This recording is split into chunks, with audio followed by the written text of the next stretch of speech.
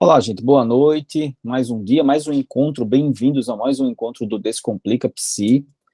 Nós hoje vamos conversar com a doutora Thais Suassuna. A doutora Thais é pediatra, ela trabalha com adolescência, tem uma expertise em adolescência. A gente vai conversar hoje sobre essa temática, que é uma temática extremamente importante, né? Até hoje eu relembrei lá no Instagram, no meu story, um vídeo que eu fiz há alguns meses sobre isso, né? Sobre a crise da adolescência, que é uma crise desde sempre, né? Assim, quando eu estava lembrando hoje pela manhã, pensando sobre essa conversa que a gente vai ter hoje, e eu estava lembrando da minha adolescência, dos livros que eu li na adolescência. Então, assim, eu lia uns livros, eu sempre fui um adolescente meio estranho, então eu lia uns livros do século XVIII, do século XVII, e era um livro de adolescentes perturbados. Então eu lia Goethe, por exemplo, que É que eu tô vendo escreveu um uma livro aula aqui muito do doutor Adriano, polêmico. por isso que eu desliguei. Eu assisti li, né, um livro do Goethe, na época do Jovem Werther, a história do Jovem Werther, que é uma história que na época foi muito polêmica, né? Se a gente for pensar, a história de Romeu e Julieta é uma história de adolescência também, né? Isso. Então, assim, a adolescência, ela vive uma crise desde sempre, né? Então, Desde sempre. e esse tempo que a gente vive, essa modernidade, essa modernidade líquida, como diz o Bauman, é uma modernidade que vai trazer, eu acho que ela torna essa crise mais crua, né? Ela torna essa crise mais latente. Eu acho que isso tem chamado muito a atenção de todos nós, né? E é por isso que muita gente lá no grupo ficou torcendo por esse encontro de hoje, viu, Thaís? Então a responsabilidade está grande aí para você. Tá? Então, gente, eu sou Thais Suassuna, médica pediatra, graduada, pós-graduada aqui em Natal, pela UFRN, pós-graduada pelo Hospital Infantil Varela Santiago, e especialista em medicina do adolescente pelo Albert Einstein. E aí, eu começo a ter interesse pelo mundo da adolescência, ainda na residência de pediatria, quando eu dando plantão no pronto-socorro, eu comecei a observar o grande número de jovens que davam entrada no pronto-socorro com distúrbios diversos, né, distúrbios de ansiedade, depressão, atentando contra a própria vida. E isso começou a chamar a minha atenção. Eu, mãe de 2 filhos, fiquei pensando que adolescência difícil está sendo essa, que geração é essa? E comecei a estudar sobre o tema até para ajudar, né, mais aquele paciente que chegava no pronto-socorro para mim. Preocupada também, e quando chegar a vez dos meus filhos, será que eu vou saber agir? Tá? Então, a gente via muitos pais perdidos. O que é que eu faço? Eles sentavam e choravam. O que é que eu faço com esse adolescente? Então, essa foi, vamos dizer, o meu propósito, né? Eu vou estudar isso porque eu quero entender melhor. E a gente percebe que o profissional, ele tem muito, não chega a ser dúvida, mas, na verdade, uma preferência por não atender esse cliente. Então, hoje, a gente aqui, acho que somos todos profissionais de saúde, não é isso, Adriano? Grande maioria? Sim, sim. Não, todos. O grupo ele é específico para profissionais da saúde. Tá. Então, essa foi a minha motivação, né? Eu tinha uma certa necessidade de saber orientar esse jovem e os pais desse jovem, por isso comecei a fazer essa especialização em medicina do adolescente e abri meu consultório especializado nisso, e estamos aí, tentando agir nessa adolescência tão difícil. Adriano já introduziu aí falando o quanto a adolescência foi difícil em todas as épocas, mas, especialmente agora, a gente tem visto mais dificuldade para o jovem, mais dificuldade para o profissional que lida com eles, e principalmente muita dificuldade para os pais, porque não sabem como agir com esse adolescente. Não é isso? Isso. Adriano, eu vou tentar compartilhar aqui a minha tela, tá? Bom, pois é, enquanto você compartilha, pois é, eu acho que você estava falando, né, que os profissionais têm essa preferência de não atender essa demanda, eu acho que por uma esquiva mesmo, né, por uma dificuldade de atender uma demanda que, de certa forma, é uma demanda que suscita um certo manejo, né? Assim, um certo manejo, um certo conhecimento, uma forma, né?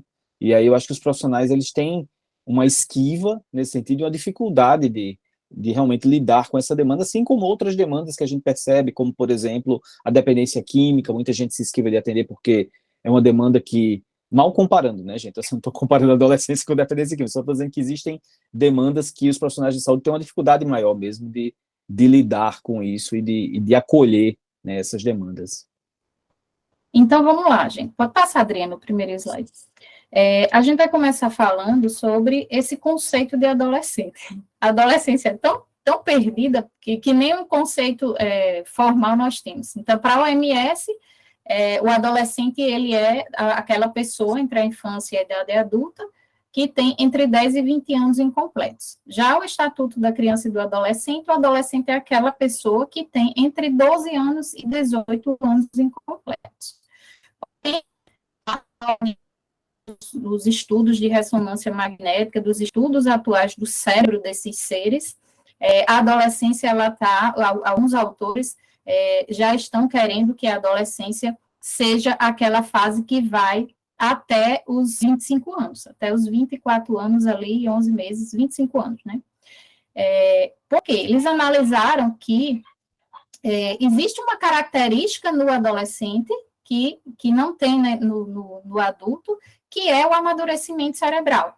Então, desde que a gente entra na puberdade lá e vai até o fim da adolescência, é o meu cérebro quem muda. Ele quem vai amadurecendo para eu sair dessa fase de adolescência e entrar na idade adulta. E, de acordo com os estudos, esse amadurecimento cerebral, ele finaliza ali por volta dos 25 anos.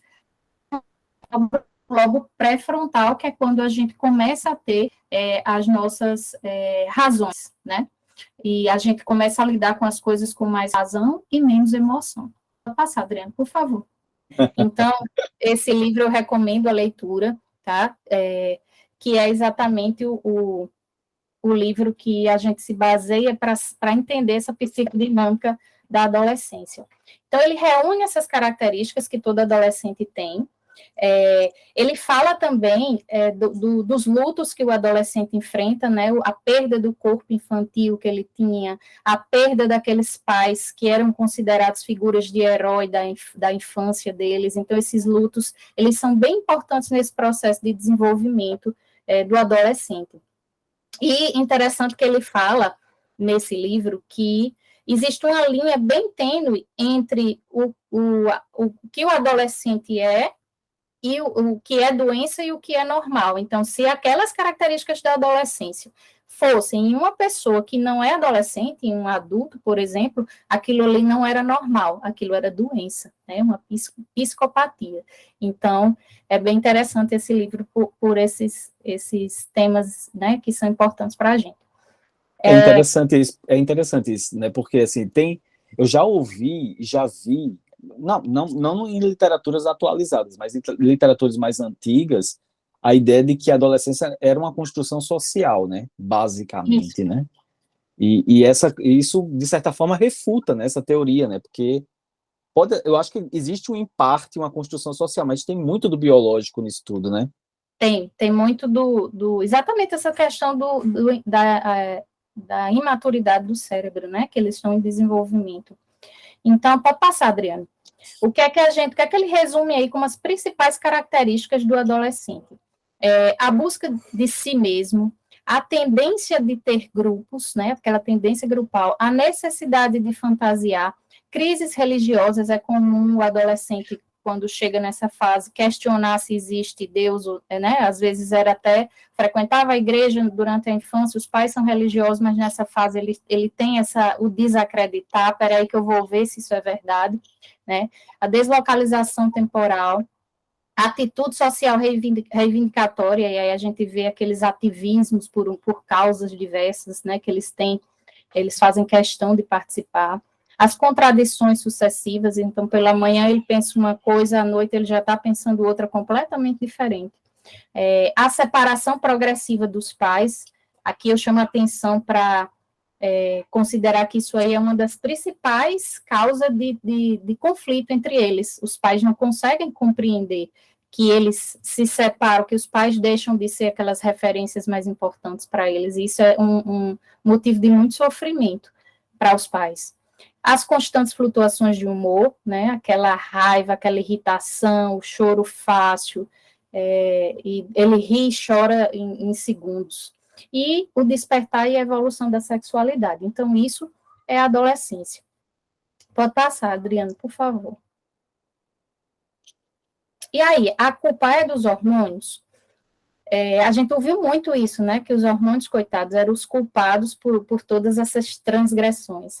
Mas, na verdade, eles têm um papel fundamental, né, basicamente na transformação do corpo desse adolescente, nas questões sexuais, mas a gente não vai falar que os hormônios que causam todas essas características. É realmente a imaturidade cerebral que a gente já comentou aqui com vocês. Então, esse lobo pré-frontal amadurecido é só lá por volta dos 25 anos, até lá a gente tem todas essas características aí muito evidentes. Obviamente, isso aí é um geral, mas a gente, quando está falando de ser humano, a gente está falando de pessoas que têm individualidade. Então, esses adolescentes, quando a gente fala de amadurecimento, é óbvio que a gente vai ter adolescentes, o amadurecimento de acordo com o ambiente que esse jovem vive, as demandas que ele precisa agir nelas, né? Então, a forma que ele foi educado, como são seus pais. Eu posso ter um adolescente de 15 anos extremamente maduro e um de 20 extremamente imaturo. Então, isso aí vai depender muito da educação desse jovem. Não, de fato, e eu acho que talvez isso também explica, e aí tem a questão da influência social, né? Talvez isso explique também o fato de que a adolescência ela está estendendo, né? Não só pelo que você falou, né? De que agora essa teoria da maturidade do cérebro até os 25, mas socialmente tem adolescentes com 30 anos, hoje de forma muito mais prevalente do que tínhamos há 20 anos, talvez, né? Então é algo que eu acho que tem uma influência social forte. O Fred levantou a mão. Pode falar, Fred. O Adriano fez uma introdução aí da pergunta que eu ia fazer. Essa questão são dois aspectos aí que eu queria levantar aqui para a gente pensar um pouquinho. A questão da transição da infância para a adolescência, né? Em que as questões biológicas elas falam muito alto, né? Isso. E também tem, assim, aí tem a questão da puberdade, adolescência, se ainda existe essa diferenciação, né, no novo entendimento. E eu também queria falar sobre a questão de um termo que eu escuto de vez em quando, chamado adultescente. Né?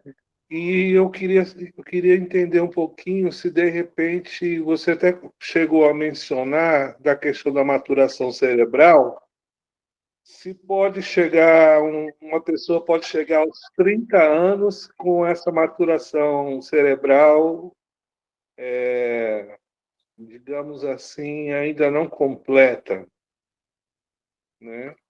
E aí são essas duas questões, né? Se ainda se separa a puberdade de adolescência por conta das questões. Eu estou falando isso porque assim tem meninas que têm a primeira menarca com 9, 10 anos, né? E aí tem a questão hormonal. E aí, indo lá para outra ponta, estou indo de uma ponta a outra, né? Fred.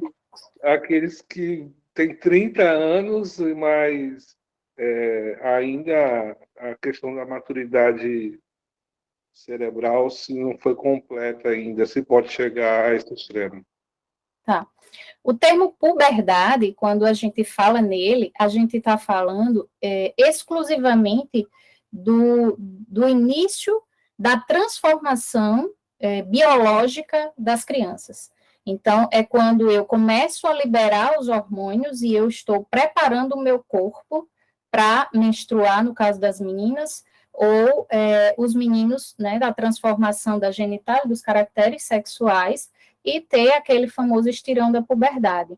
E a puberdade em si, ela pode começar, é bem variável, né, ela pode começar na menina dos 8 até os 14 anos, e no menino começa entre 9 até 15 anos. Então, quando a gente está falando de puberdade, é exclusivamente sobre o início da transformação dos caracteres sexuais da criança, né, quando vai virar adolescente. Quando a gente vai falar em adolescente, a gente se baseia por aquela classificação da OMS, entre 10 e 18 e 20, né, ou 12 e 18, de acordo com o estatuto. Então, não está bem estabelecido aonde eu começo a adolescência, exatamente porque o que a gente tem é uma variável grande. Então, eu posso ter uma menina de 8 anos que é totalmente criança, mas eu posso ter uma menina de 8 anos que já menstruou, entende?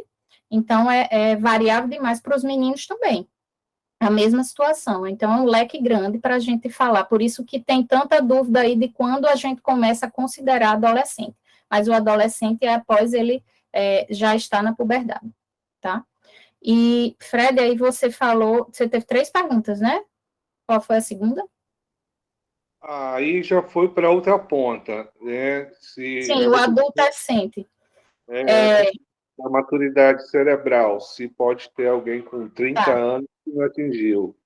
Quando a gente fala em maturidade cerebral, a gente está falando de sinapses, né, lá dentro do cérebro, e finalizou esse processo.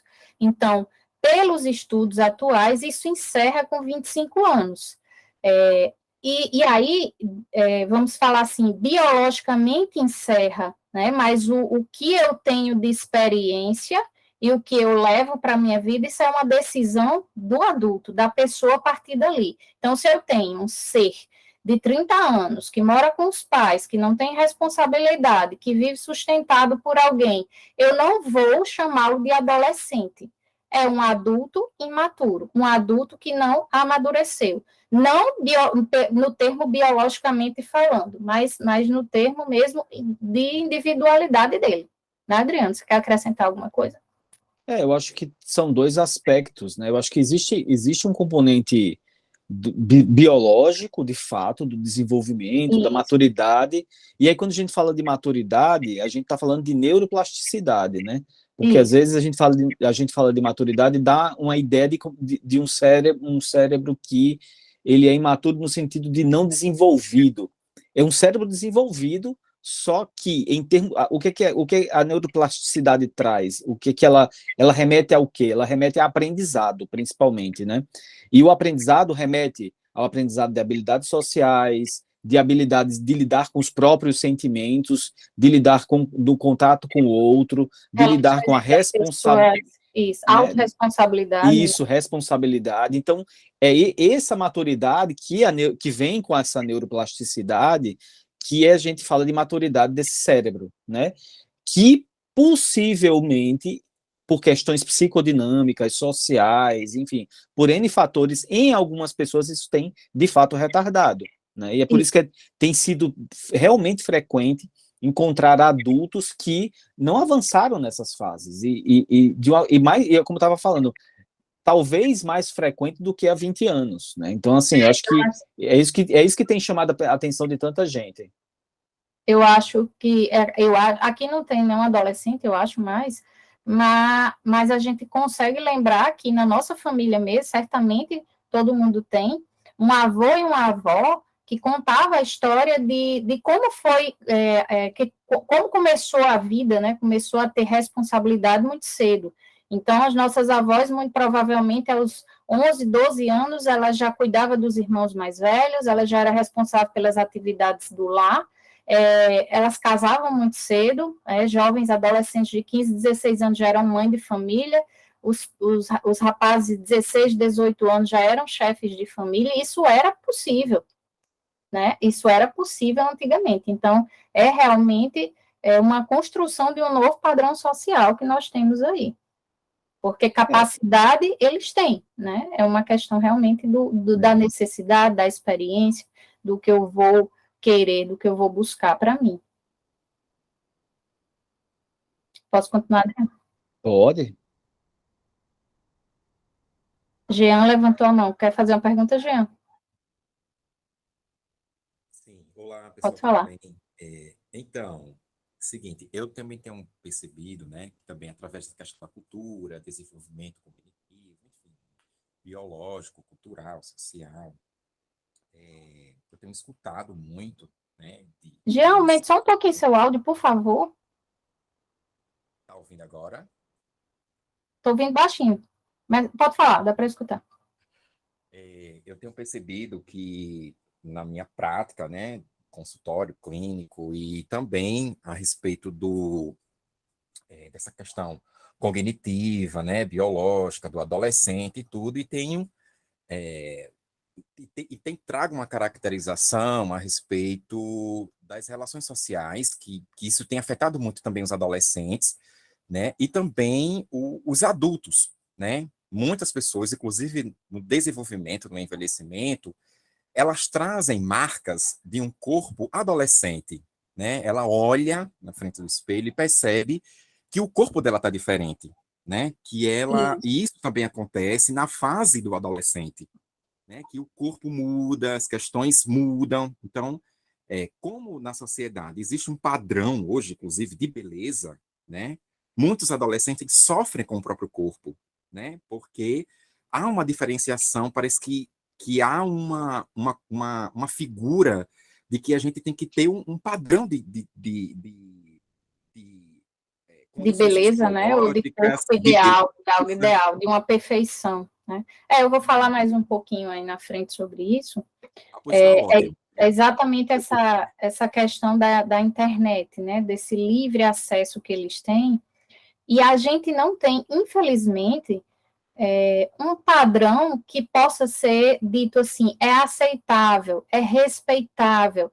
Infelizmente, a internet ela tem um grande poder para a gente, olha só nós aqui discutindo, né, cada um na sua casa, excelente, mas a gente vê na internet muita coisa que ela não deveria ser de livre acesso, né? Então, hoje em dia, esses influenciadores digitais, que eu digo que são os influenciadores do mal, eles passam a ser a figura de referência desses adolescentes. E isso é grave, porque eles pintam uma vida perfeita no Instagram, que não existe, e eles ficam buscando. Antigamente, os meninos queriam ser médico, advogado, psicólogo, engenheiro, e agora eles querem ser youtuber, eles querem ser influenciadores, né? Então, isso é realmente muito preocupante. Eu acredito que talvez a nossa maior dificuldade daqui para frente, aqui nos anos que vem aí para frente, eu acho que isso vai ser uma das nossas grandes preocupações com nossos jovens, porque a internet só cresce, né?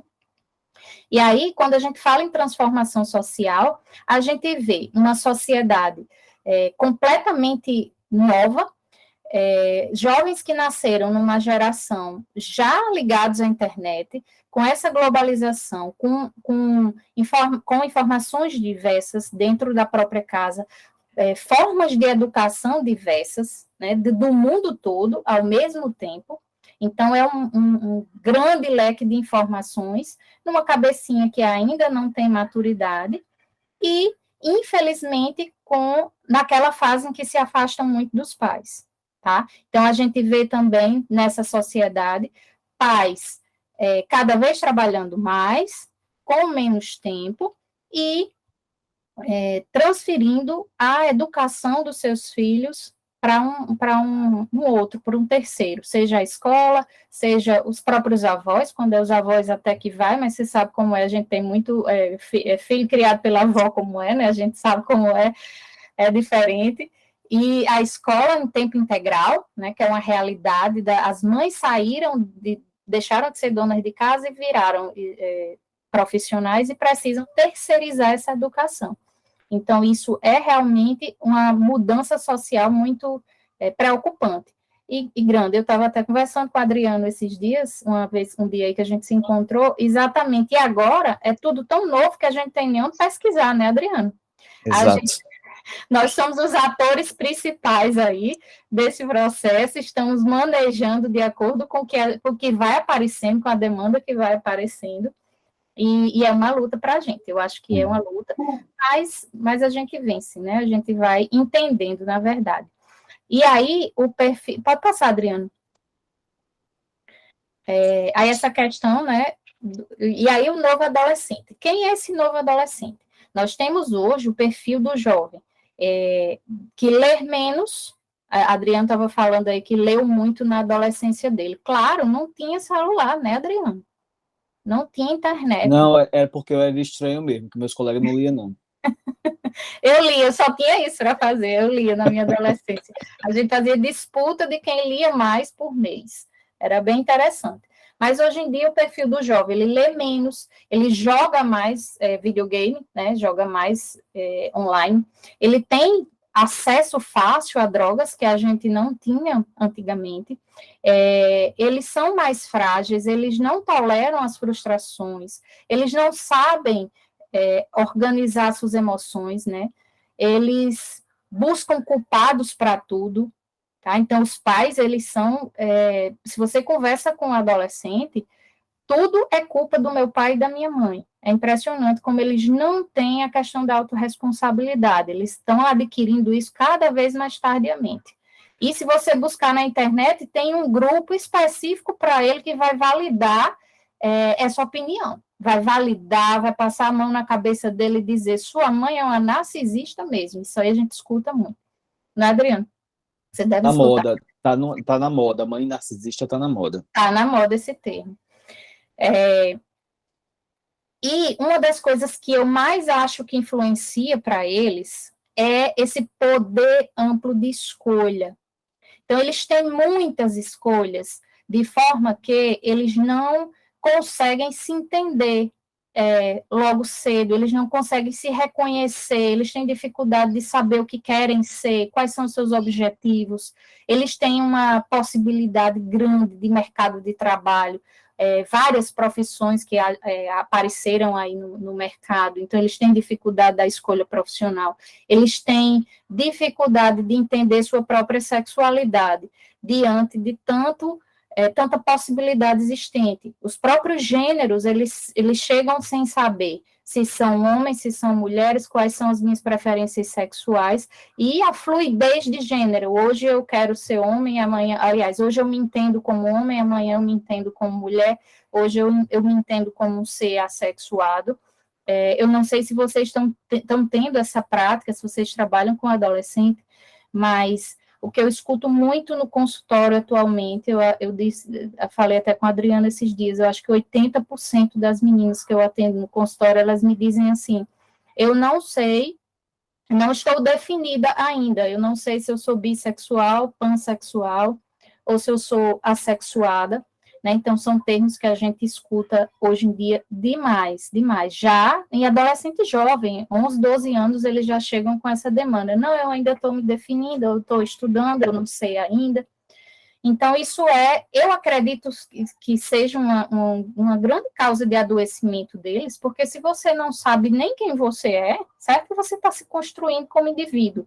Mas se você tem muitas possibilidades, você acaba tendo mais dúvida. Se eu tenho mais dúvida, eu estou mais inseguro. Vocês concordam?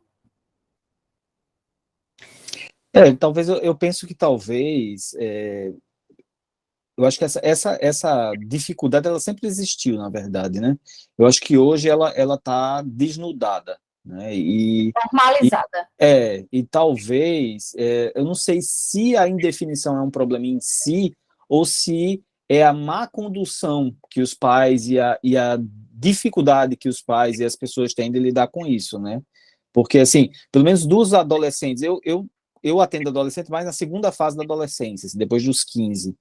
Então, o sofrimento que eu percebo quando essa questão está em voga, geralmente é um sofrimento que vem atrelado a um mau manejo que a família faz disso, né? Da família, das pessoas próximas, né? Isso. Né? Também, eu acho que as duas coisas são fatores importantes aí. Frederico levantou a mão. Eu acho que, assim, dois parâmetros. No passado, eu acho que havia muita repressão e a questão mesmo de limitar as possibilidades. Isso. E hoje, assim, até porque eu tenho experiência na área escolar também, e eu já escutava muito, hoje nem tanto. Não, hoje eu não escuto tanto isso, mas eu já escutei muito, assim, pai dizendo, só tem 3 cursos na universidade que presta: engenharia, medicina e direito. Então, o menino que não se identificava com nenhum desses 3 cursos já sabia que ia ter problema dentro de casa. E hoje eu vejo, eu não sei se a palavra é muito forte, ou talvez seja assim, uma negligência involuntária. Os pais trabalham muito, eles têm muitos afazeres, acho que tem uma coisa de se tornar adulto de forma precoce, resolve você. Então, como tem as múltiplas facilidades, né, de repente encontrar informação na internet, eu acho que o jovem acaba se sentindo meio sozinho, meio perdido mesmo, né? Por isso que ele fica tão vulnerável à influência desse pessoal de internet, Isso. né? Isso é verdade. Pontuou bem. Então, pode passar, Adriano, por favor. Aqui, como profissionais de saúde, eu queria deixar aqui para vocês só essa questão desse atendimento que a gente vai fazer com o adolescente, que muita gente desconhece. Então, o adolescente, ele tem direito, sim, quando a gente vai atendê-lo, à privacidade, à consulta confidencial, ao sigilo, ao respeito e à autonomia. Eu fiz questão de colocar isso nessa apresentação, porque esses dias eu estava num grupo, eu tenho um grupo aqui de um pronto-socorro que eu dou plantão, e uma colega colocou assim, uma colega pediatra, colocou assim no grupo: pessoal, eu acabei de atender uma adolescente de 13 anos, na verdade ela veio sozinha, queria um atendimento sozinha, e eu mandei ela retornar e trazer um responsável para atendê-la. E aí eu até coloquei lá, não, ela tem o direito, sim, a ser atendida por você, desde que ela tenha autonomia de você passar um tratamento e você entender que essa pessoa tem autonomia de fazer o tratamento adequado. Tem algumas situações, sim, que essa consulta ela precisa ter quebra de sigilo, né? E aí é importante que a gente, como profissional, saiba em que situações a gente precisa fazer isso. E as situações que a gente pode passar, Adriane, as situações que a gente precisa manter o sigilo. Então, o adolescente, se ele procura um profissional, ele precisa ser atendido, sim.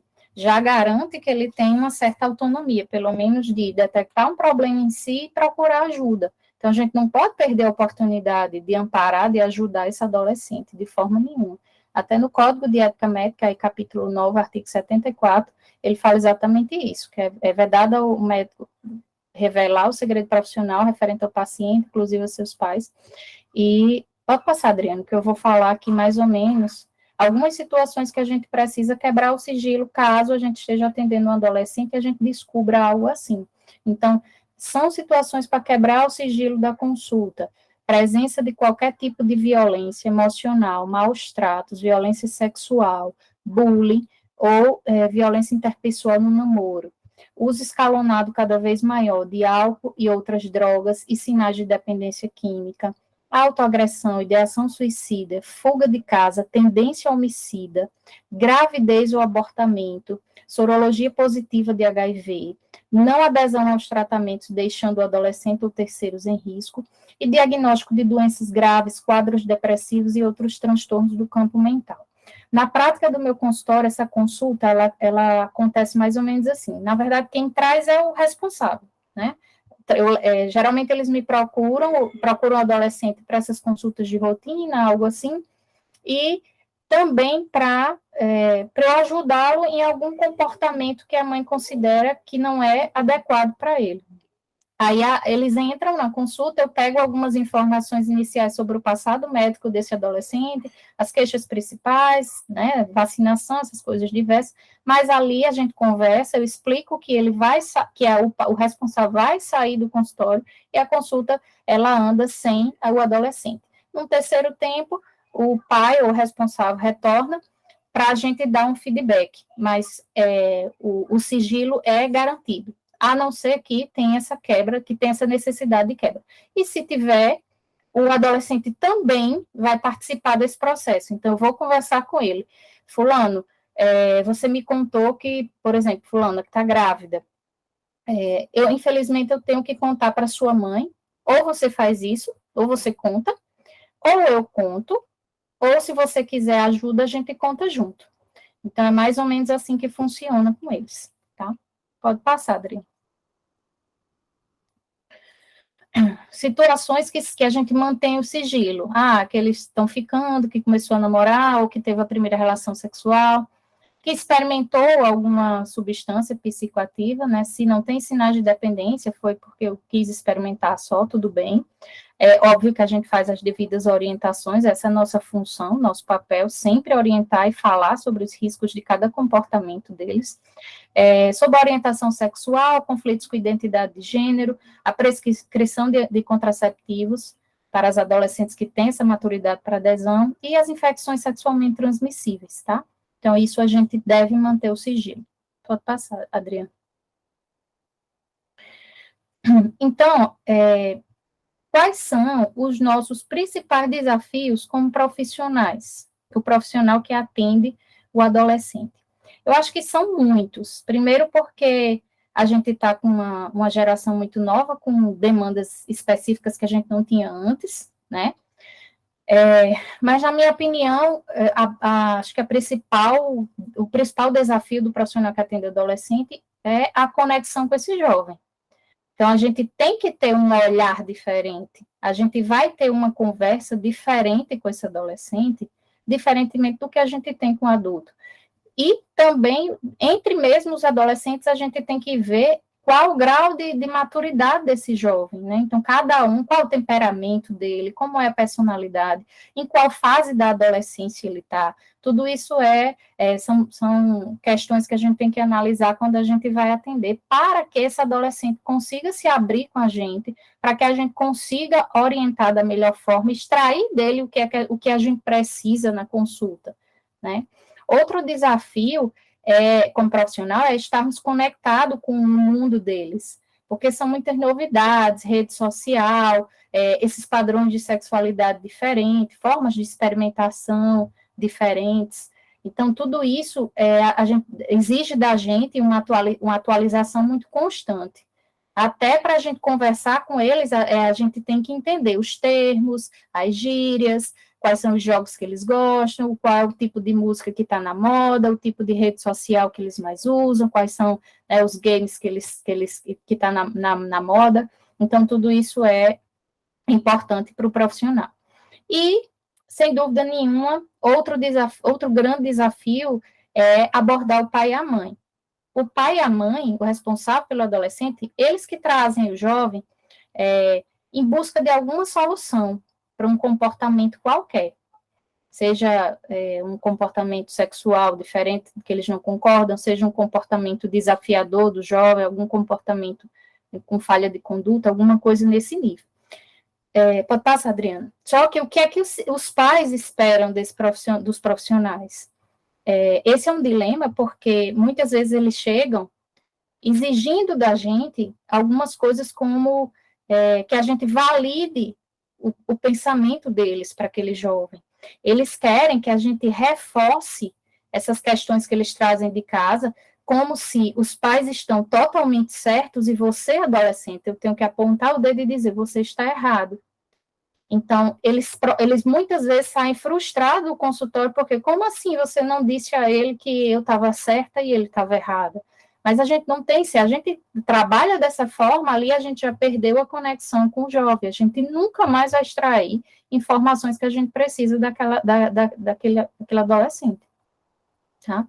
As principais coisas que a gente percebe no consultório que eles trazem de conflitos entre pais e adolescentes é as questões de estudo, rendimento escolar, a sexualidade, aqui muito relacionada à opção sexual do jovem, que não é aceita pelos pais,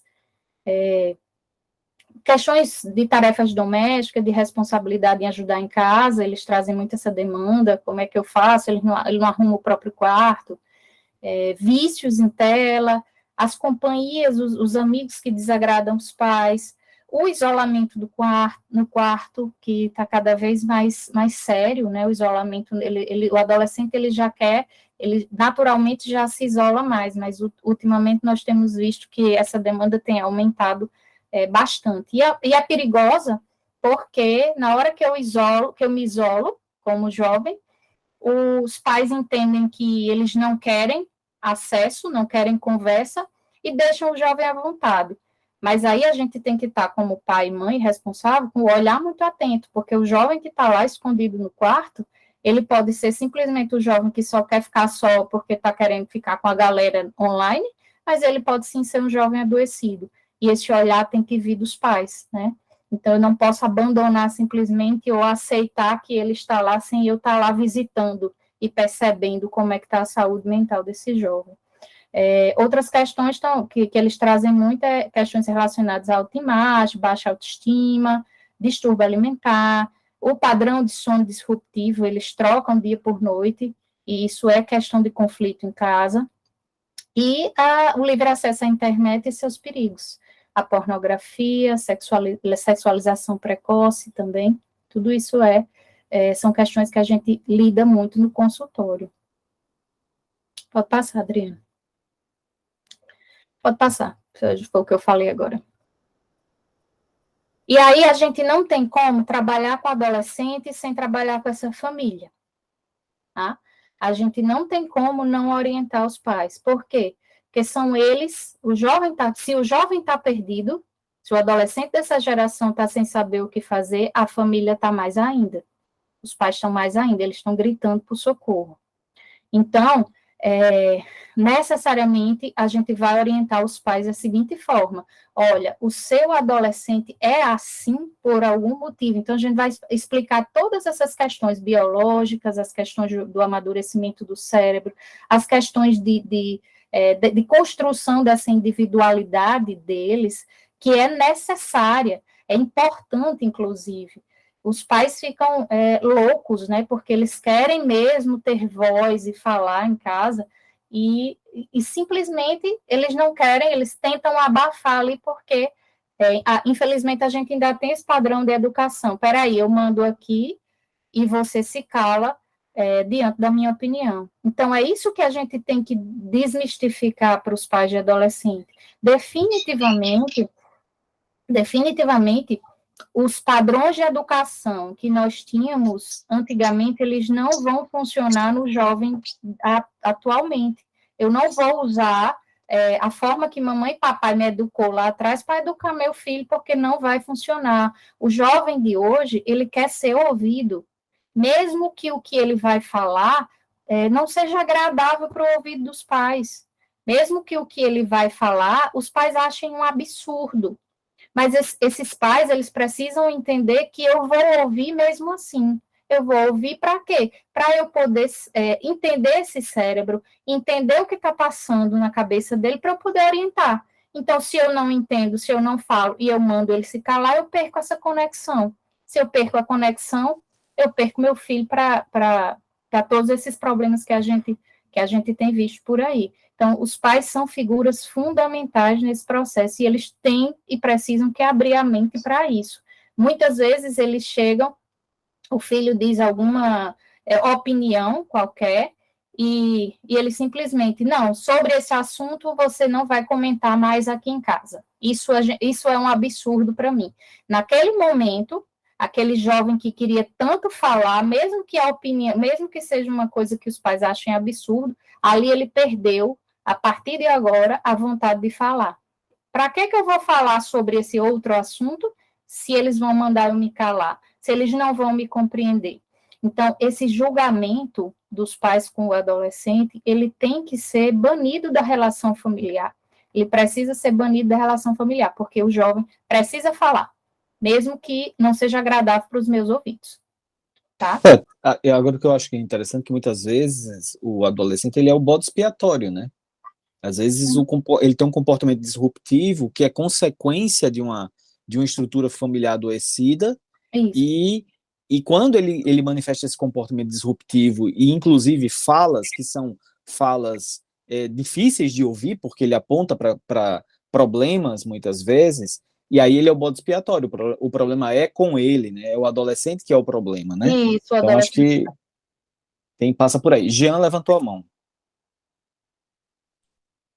Dando eixo à fala, né, de vocês, essa questão do adolescente querer falar, poder falar, né, como a gente falou agora recentemente, agora discutir um pouquinho sobre a questão da sexualidade, né, essa coisa que está muito aí, o adolescente mudando, o que eu sou, eu sou bi, eu sou hétero, eu sou gay, eu sou isso, eu sou aquilo, e isso, chegando nos ouvidos dos pais hoje, é uma condição muito difícil, né? É uma coisa que muitos adolescentes tentam falar, inclusive, sobre a sua sexualidade para os pais, quando eles não encontram um acolhimento, uma escuta, né, diante disso, muitos desses tendem a se isolar mesmo, a ficar calado, a não falar, né? E isso vai levando uma outra consequência, né? O adolescente fica preso dentro do quarto, ele não quer mais sair, né? Ele perde, inclusive, a relação que ele tinha com os pais, e isso, dessa Gera perda, adoecimento, gera adoecimento. gera adoecimento, exatamente. Aí vem a depressão, né?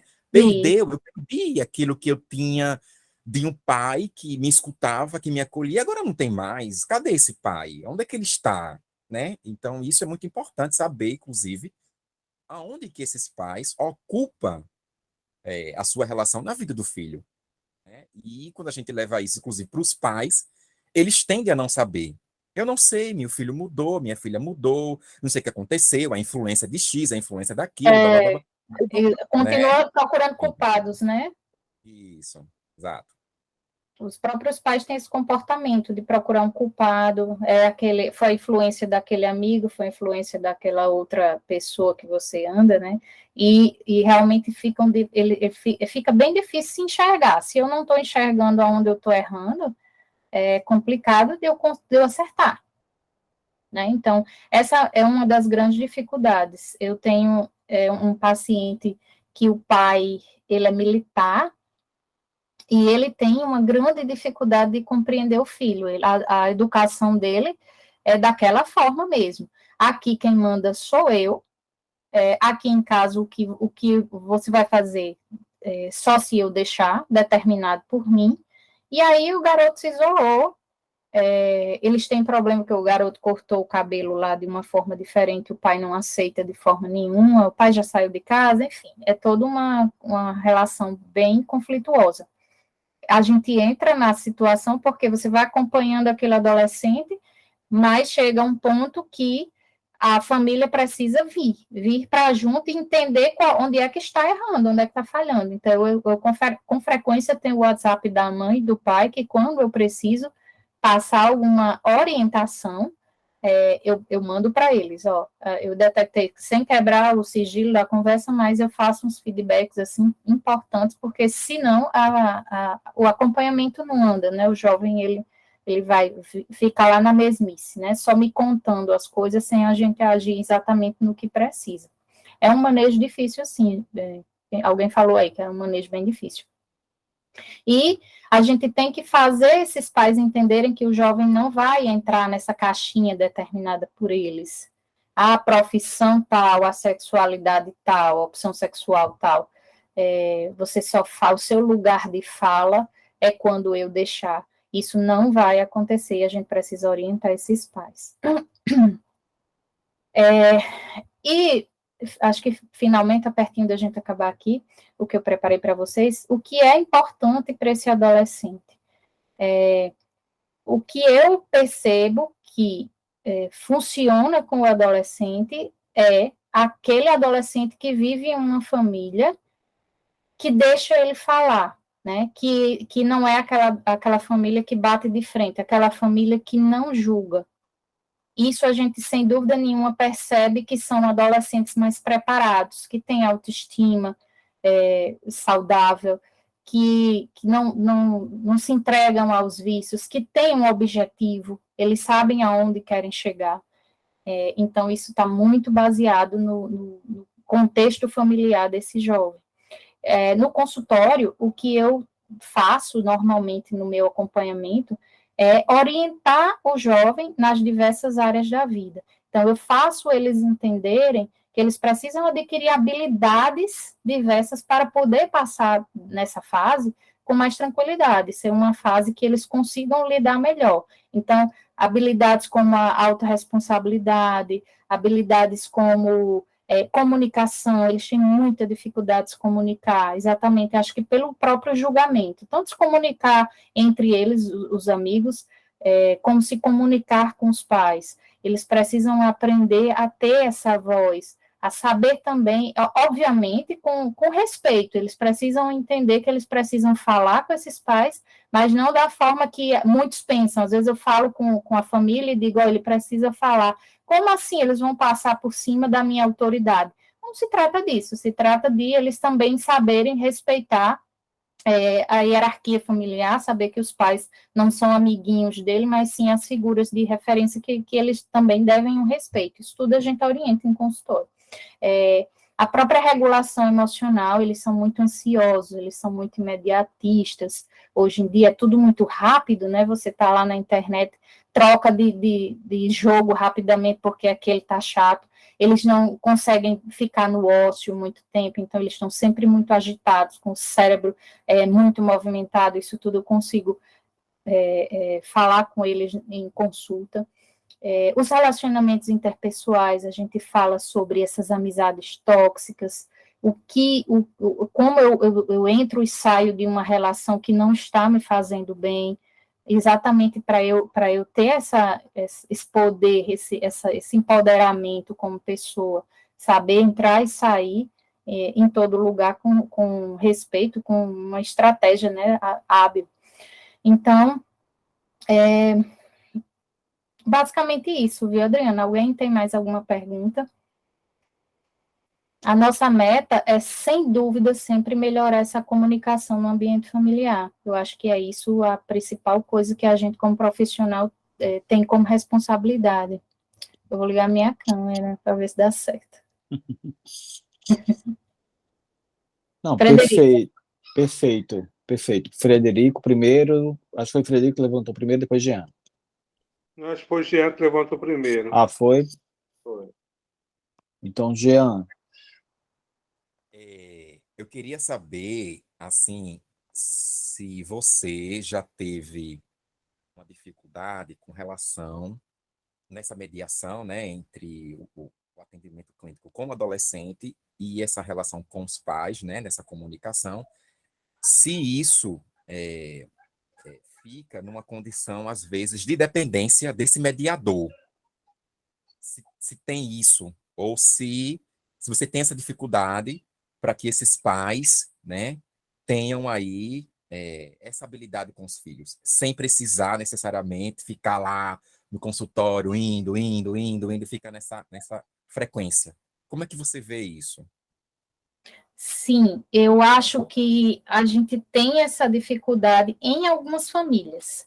Acho que as famílias, acho que, graças a Deus, eles estão muito abertos a entender. Então, a grande maioria das famílias que me procuram, com essas orientações, eles já abrem, sim, um pouco a mente. São raros os casos que eles teimam em continuar com o comportamento que eles tinham. Então, é muito um processo de educação mesmo, né, que a gente faz. Eu acho que é isso, não tem outro nome. Nas minhas redes sociais, eu sempre foco e chamo a atenção. Olha, fiquem por aqui, porque eu trago informações para vocês que são úteis, que vocês podem aplicar, coisas práticas no dia a dia que a gente não se atenta, se você não passa por isso na prática, ou não busca ferramentas para você aprender, você vai passar sem saber, você vai fazendo de todo jeito, aplicando aquele perfil de educação que você tinha anteriormente, ou que você viu no vizinho, que você viu na prática, na sua prática, quando criança e adolescente, mas se você tem um profissional sério que está lá transmitindo informações éticas sobre essa fase, é importante que a gente fique lá assim, olha, vamos lá, vamos se educar, vamos aprender, porque tem ferramenta, e eles trazem na prática dizendo assim, doutora, está funcionando bem melhor, eu estou bem mais tranquila com ele, as nossas relações estão melhorando. Óbvio que tem casos e casos, né? Ed. Eu tô me lembrando aqui de algumas práticas que eu tenho, e eu estou me lembrando, principalmente na questão da relação pais e filhos. Se não existe um modelo de adolescente ideal, né, se a gente precisa quebrar esse paradigma, talvez, e mostrar isso para os pais, talvez mostrar para os filhos também que não existe um modelo de pai e mãe ideal, que perfeito. Antes de ser pai e mãe, eles são seres humanos, né? Uhum. E eu até falo com eles assim, você acabou de renascer, porque quando se fala muito que a adolescência é um renascimento. E nenhum pai, nenhuma mãe está preparado nem para quando nasce a primeira vez, mas quando renasce. Então, às vezes, Fred, eu falo... Perfeita aí sua colocação, porque é interessante que eu uso muito isso na prática.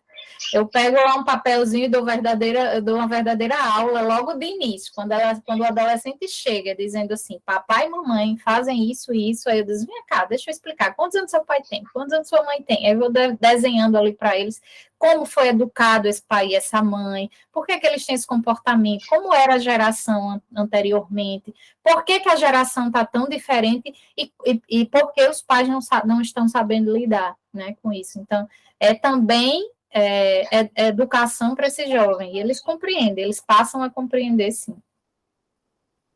E se a gente está falando do adolescente, vamos chamar de normal, né? Os adolescentes com algum transtorno psíquico específico, a gente tem a equipe multidisciplinar, graças a Deus, que a gente vai encaminhando e a gente vai fazendo esse trabalho junto. Tem paciente, sim, que precisa de medicação, tem outro tipo de demanda, né? Isso é o que eu estou falando, tudo aqui a gente está falando daquele adolescente, o chamado adolescente normal, que a gente nem gosta muito desse termo, porque o que é normal, o que é anormal, né? Mas, enfim, é o que a gente tem para usar. O adolescente típico, né? O típico, Realmente, quando entra um processo de adoecimento, aí é outra perspectiva, né? A gente não está falando de doença, a gente está falando de adolescência, né? Então, de adolescência. Não pode encarar dessa forma. Gente, eu só posso agradecer, já são 9h11, né? Thaís, muito obrigado, foi assim, muito boa a apresentação, acho que só enriqueceu, só engrandeceu. Acho que quem está aqui foi privilegiado de estar e ouvir em primeira mão e poder trocar, né, e conversar. Muitas outras pessoas vão ouvir depois, né, no YouTube. Você que deve estar ouvindo depois, né? Qual é o teu Instagram, Thaís, para as pessoas te seguirem lá? Eu coloquei no fim da apresentação QR Code para... Deixa eu voltar aqui. Para minha página. Mas, vou voltar aqui para... DRA.Thaís Suassuna. DRA.Thaís Suassuna. Obrigada, Viviane. Então, eu recomendo também que vocês sigam lá minha página, porque eu estou sempre atualizando lá, com posts, com conteúdo, e a gente que está sempre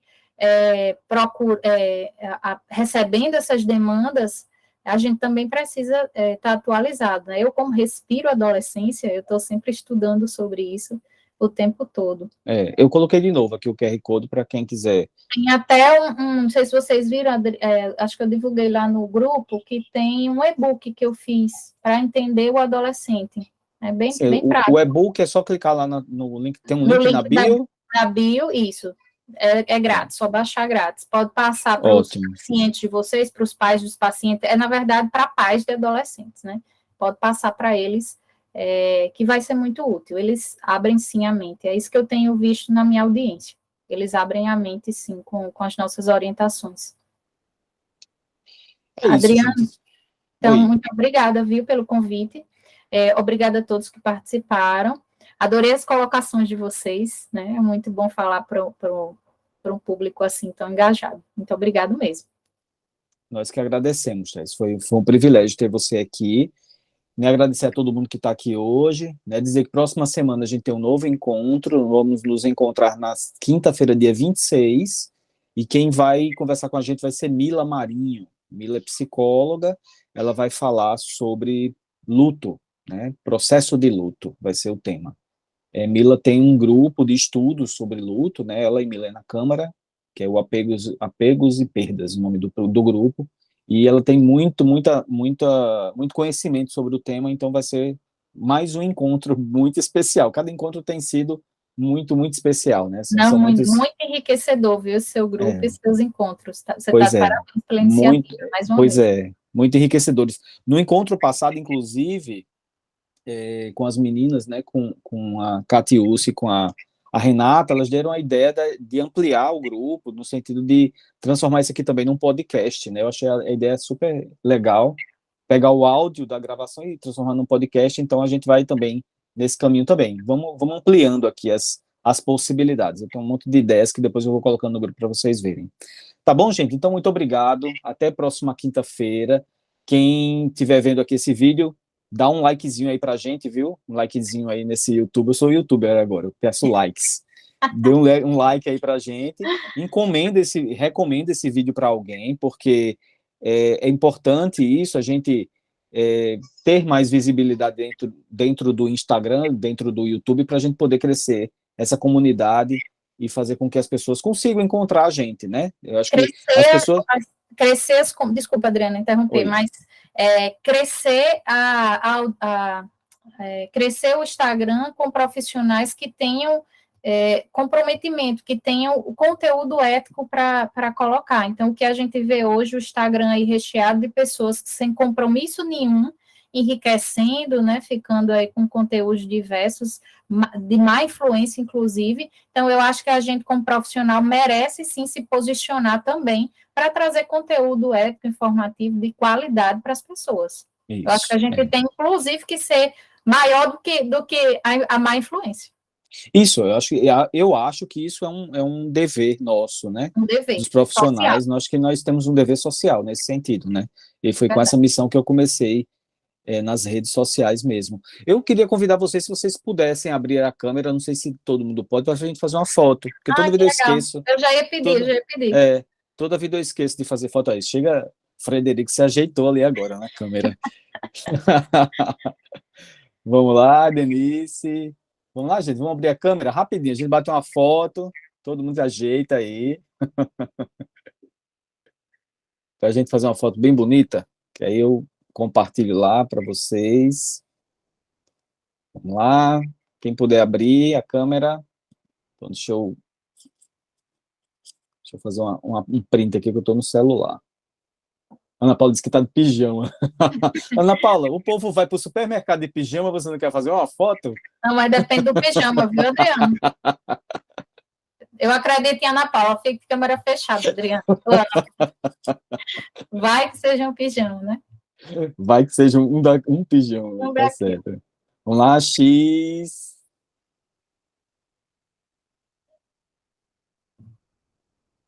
Nossa, eu fiz uma besteira. Adriano saiu. Não, eu fiz uma bobagem aqui, gigante. Peraí, vou voltar aqui, peraí. Calma que essa foto sai, pelo amor de Deus. Não desistam.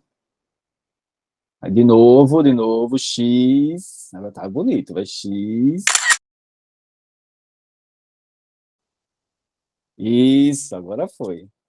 Perfeito. Obrigado, gente. Beijão. Obrigada, a todos. boa noite. Um grande beijo. Tchau. Tchau.